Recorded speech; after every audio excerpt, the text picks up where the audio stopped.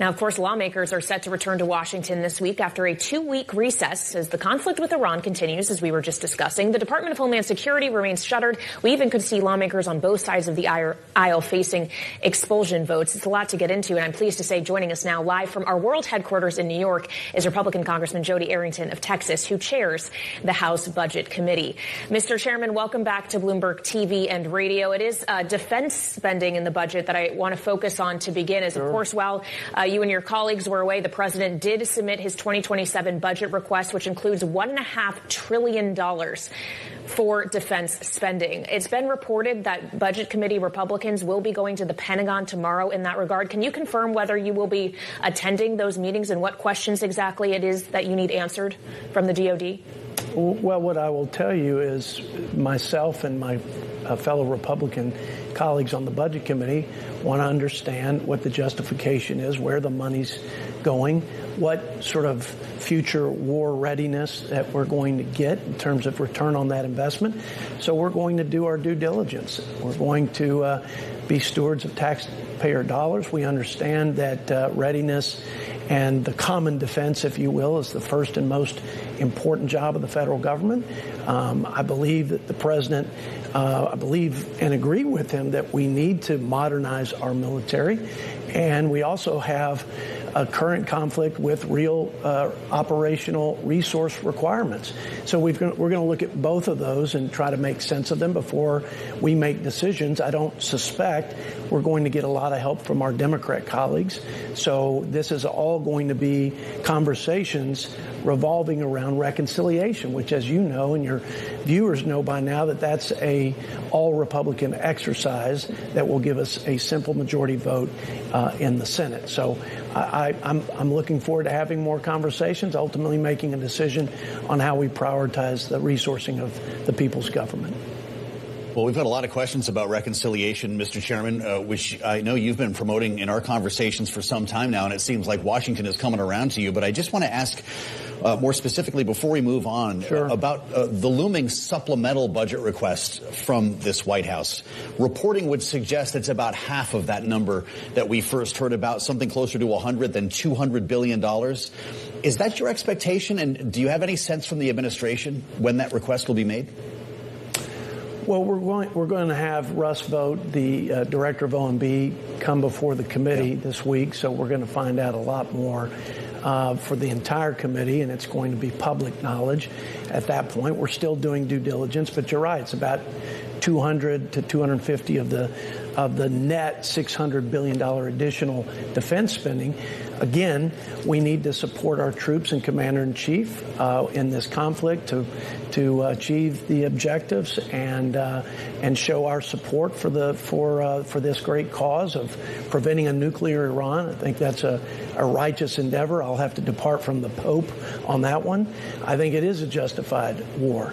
And I can't imagine a scenario where we have another North Korea added to the axis of evil, where you have a regime, a terrorist regime, with access to nuclear weapons. But so we're gonna have to parse through all that, make sure again it's going to the right places, making the right investments, and of course the first order of business is replenishing munitions, the Patriot missiles, the Tomahawks, and all that's needed to finish the fight of today, and then be thinking about the fight of the future, and make sure that we evolve and our readiness matures and evolves as the threats evolve.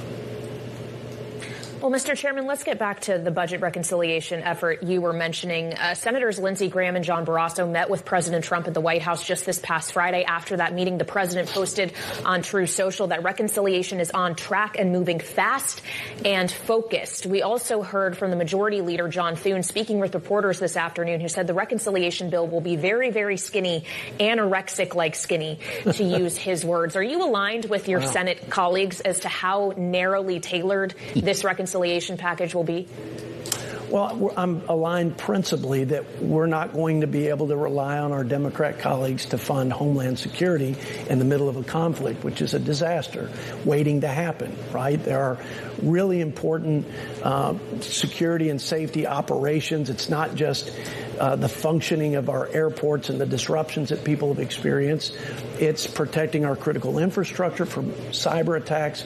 It's making sure we resource our Coast Guardsmen to protect our ports and waterways against terrorist attacks. So this is absolutely critical and urgent that we restore funding to Homeland Security. Now, it's important how we do it with reconciliation.